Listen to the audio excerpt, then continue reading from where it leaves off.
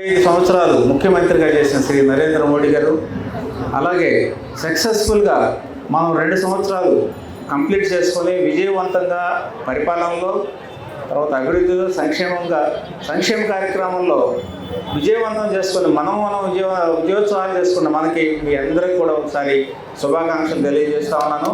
అలాగే మనం కూడా వాళ్ళ నాయకులైతే మనం అందరం ఇక్కడ మీ అందరి కాంట్రిబ్యూషన్ ఉంది. మీ అందరూ చేసిన కార్యక్రమాలకి, మీ అందరూ తీసుకున్న శ్రమకి ఇది ప్రతిఫలం. కాబట్టి మీ అందరూ కూడా 2 సంవత్సరాలు కంప్లీట్ చేసిన శుభాకాంక్షలు నాయకులకి, కార్యకర్తలకి అందరూ కూడా శుభాకాంక్షలు తెలియజేస్తూ ఉన్నాం. అయితే ఇప్పటివరకు రెస్కో నుంచి, తర్వాత మార్కెట్ కమిటీ చైర్మన్ నుంచి, సూపర్ 6 గురించి అన్నీ చెప్పారు. దాన్ని రిపీట్ చేయడం నా ఉద్దేశం కాదు. ఎందుకు ఈ అభివృద్ధిని అంతటిని మనం ప్రజల్లోకి తీసుకెళ్ళలేకపోతున్నాం?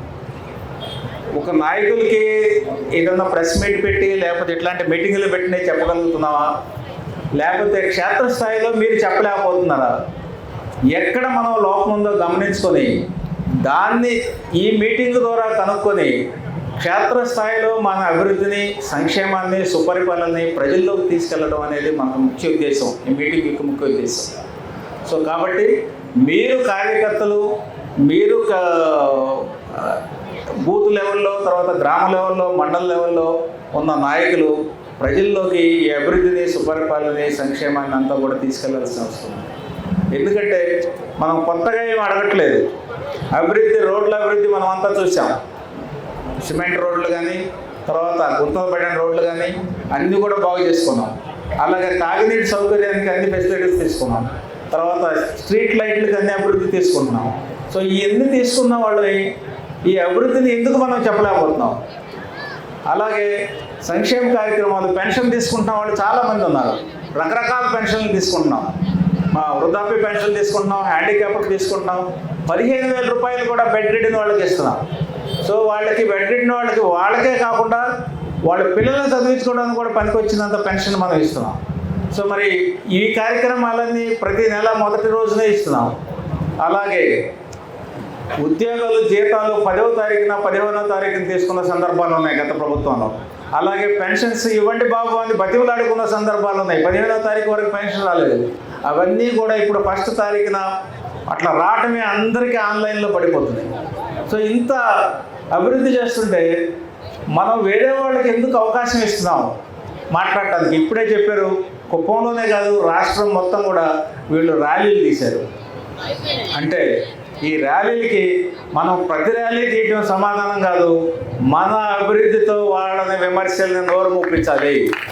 ఇదిగో ఇది మేము తీసుకున్నాం, ఇదిగో మాకు వచ్చింది. సూపర్ 6 అసలు మీరు అమలు చేయలేదంటారు. సూపర్ 6లో ఒక్క శ్రీనిధి తప్పించి అన్నీ ఇచ్చేసాం. మనం అనుభవిస్తుంది మనం చెప్పడానికి మనకు భయమే ఉంది. అట్లాంటి ర్యాలీలో మనం కూడా పెట్టి ఇదిగోనైనా మేము అంతా తీసుకున్నాం, ప్రతి దానికి మాకు వస్తుంది, ప్రతి స్కీమ్ మేము అనుభవిస్తున్నాం. కాబట్టి మీరు చేసే తప్పు అనే విషయాన్ని మనం అభివృద్ధితో చూపించాలి, సంక్షేమంలో చూపించాలి. అభివృద్ధి లేదు అనంటే ఎక్కడ లేదు. నీటి సౌకర్యం వచ్చేసింది, మనకి రోడ్ల సౌకర్యం వచ్చింది, లైట్లు వస్తున్నాయి, తర్వాత జీవనోపాధి కల్పిస్తున్నారు. ఎక్కడ కావాలంటే అక్కడ మీకు బ్యాంక్స్ ద్వారా కానీ, తర్వాత మనకి ఇక్కడ మిల్క్ ప్రొడక్షన్ ఎక్కువ ఉందంటే ఇక్కడ దాన్నే ఇంక్రీజ్ చేయటం కానీ, ఇవన్నీ జరుగుతున్నప్పుడు మనం గొంతెత్తి చెప్పాల్సిన అవసరం మనకుంది. ఇంతేకాదు ఇప్పుడు వరకు మనకి ఏమొచ్చిందనే కాకుండా ఇక నెక్స్ట్ ఇంకా 3 ఏళ్ళు ఉంది. ఇది మనం 40% అయిపోయింది, 2 ఏళ్ళు, ఇంకా 3 ఏళ్ళు ఉంది 60%.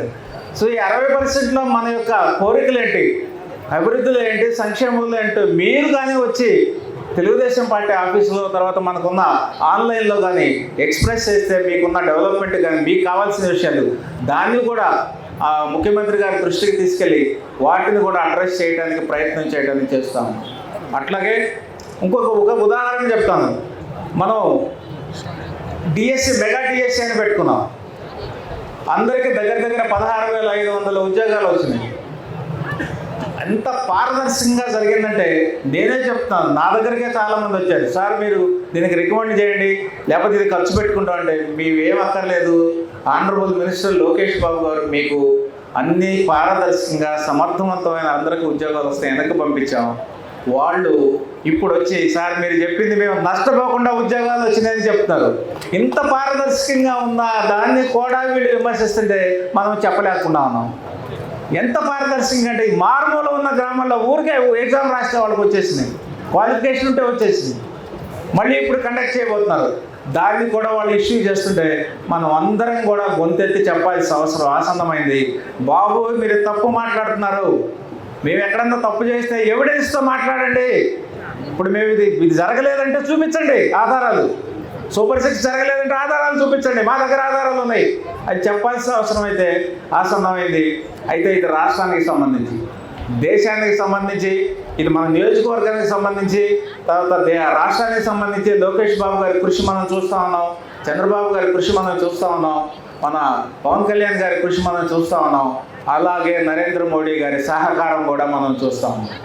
రాష్ట్రానికి కావాల్సిన ఆర్థిక వనరులన్నీ కల్పిస్తూ ఉన్నారు. పెద్ద పెద్ద పరిశ్రమలు వస్తున్నాయి. విశాఖపట్నంలో కానీ స్టీల్ ప్లాంట్ పునరుద్ధరణకి 11,400 రూపాయలు పునరుద్ధరణ చేస్తే అది బ్రహ్మాండంగా ఇప్పుడు లాభాల్లోకి వస్తుంది. అలాగే అనకాపల్లి దగ్గర స్టీల్ ప్లాంట్ పునాది వేశారు, అలాగే గూగుల్ డేటా పునాది వేశారు. మనకి ఇక్కడ రాయల్ ఎన్ఫీల్డ్ దానికి మొన్ననే ప్రపోజల్ వచ్చింది. అలాగే రాయలసీమలో వెళ్ళే కర్నూలులో ఇండస్ట్రియల్ నోడ్ వస్తుంది. సో ఇంత అభివృద్ధి జరుగుతుంది. అలాగే అనంతపూర్లో జెట్స్ తయారు చేసే ఇండస్ట్రీ కూడా మనకు రాయలసీమకు వస్తుంది. సో ఇవన్నీ కనపడుతున్నాయి. అయితే అజ్ఞానంతో అడుగుతున్న ప్రశ్న ఏంటంటే ఇవన్నీ ఎక్కడున్నాయి చూపించమని. ఏదైనా ఒక పరిశ్రమ ఇప్పుడు మనం పెట్టగానే వస్తుందా చెప్పండి? లేకపోతే మనం మామిడి తోటలు వేస్తాం, లేకపోతే మొక్క వేస్తాం.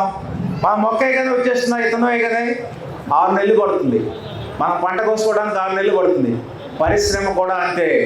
పునాదులు వేసిన తర్వాత పర్మిషన్లు తీసుకోవాలి, ల్యాండ్ ఎక్విజిషన్ తీసుకోవాలి, క్యాపిటల్ తీసుకురావాలి, కన్స్ట్రక్షన్ అవ్వాలి, అప్పుడు ఉద్యోగ కల్పన జరుగుతుంది. అప్పుడు దాని ప్రొడక్షన్ వచ్చిన తర్వాత, ఉత్పత్తి వచ్చిన తర్వాత దాని ప్రతిఫలాలు మనకు వస్తాయి. దీనికి సంవత్సరం జరుగుతుంది. సంవత్సరం తర్వాత మనం అందరం కూడా బంగారు భవిష్యత్తును చూడబోతున్నాం ఈ రాష్ట్రంలో. పరిశ్రమల వైజ్ కానీ, ఉద్యోగాల వైజ్ కానీ, అగ్రికల్చర్లో కూడా ఏ టెక్నాలజీని వాడుకొని మనం బంగారు భవిష్యత్తు ఏర్పాటు చేసుకుంటున్నాం. దానికి గాను అమరావతి క్యాపిటల్ నిర్మించుకుంటున్నాం, పోలవరం నిర్మించుకుంటున్నాం. ఇంకొక విషయం మీకు చెప్పాలి, చంద్రబాబు నాయుడు గారి యొక్క ఒక గొప్ప విషయం ఏంటంటే నీటిపారుదల సౌకర్యం గురించి మన 2 రాష్ట్రాల్లో ఏ ఇంజనీర్కి కూడా తెలియనంత సామర్థ్యం మన చంద్రబాబు నాయుడు గారు. ఎందుకంటే కేంద్ర ప్రభుత్వంలో ఉన్న మంత్రితో మాట్లాడటం, నేను కూడా భాగంగా వెళ్తాను, ఆయనతో పాటు చూస్తున్నాను. ఎక్కడి నుంచి ఎక్కడికి చేస్తే నీళ్ళు వస్తాయి, ఎక్కడి నుంచి ఎక్కడికి వ్యవసాయానికి వస్తాయి, ఎక్కడి నుంచి తీసుకొస్తే మనకి త్రాగునీటి సౌకర్యం కలుగుతుంది, వాళ్ళకి ఇంజనీర్లకు సలహా ఇచ్చే స్థాయి ఉంది. సో ఇవన్నీ వస్తాయి. మనకి బంగారు భవిష్యత్తు కనపడతా ఉంది. మనకేదో పాస్ సినిమాలో శ్రీశ్రీ గారు రాస్తుంది, ముందు మంచి కాలం ముందు కానీ మనందరికీ మంచి కాలం ముందుంది. మనం నిరాశపడద్దు. ఈ విషయాన్ని మనం గొంతెత్తి చెప్దాం. ఈ విమర్శలన్నిటికీ కూడా అభివృద్ధి సంక్షేమంలో మనం ఏం చేసుకున్నాం అది చెప్పడమే మనం చెప్పే ఆన్సర్. వాళ్ళకి ఏమని అక్కర్లేదు, నోరెత్తలే, రోడ్డు మీదకి రాలేని పరిస్థితి వస్తుంది వాళ్ళకి. ఇవన్నీ మనం చెప్పామంటే మండల స్థాయిలో, క్షేత్రస్థాయిలో చెప్పడం మొదలు పెడితే రోడ్డు మీదకి ఎవరు రాలేడు, ఎవడని చెప్పిన వాళ్ళు అంటే ఎవరు రాదు. కాబట్టి దయచేసి మీ అందరికీ విజ్ఞప్తి ఏంటంటే ఈ సభ ఉద్దేశం కూడా అదే, మీ అందరికీ ఈ విషయాలని తెలియజెప్పి, ఈ విషయాలు క్షేత్రస్థాయిలో చెప్పి మన యొక్క ఇవన్నీ ఎందుకు చేస్తున్నాం, మన యొక్క టార్గెట్ ఏంటి, ఆబ్జెక్టివ్ కొనసాగింపు. అభివృద్ధి మధ్యలో ఆగకూడదు.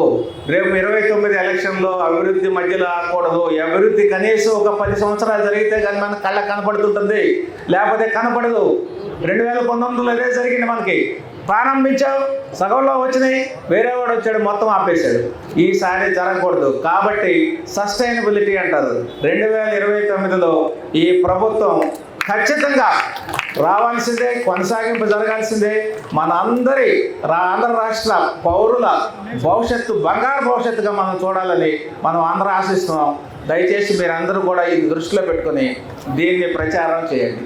సో ముందుగా తీసుకున్నందుకు క్షమించండి. మరి ఒకసారి అవకాశం కల్పించిన కుప్పం నాయకులకి, అలాగే ప్రజలకి అందరికీ కృతజ్ఞతలు. Thank you very much.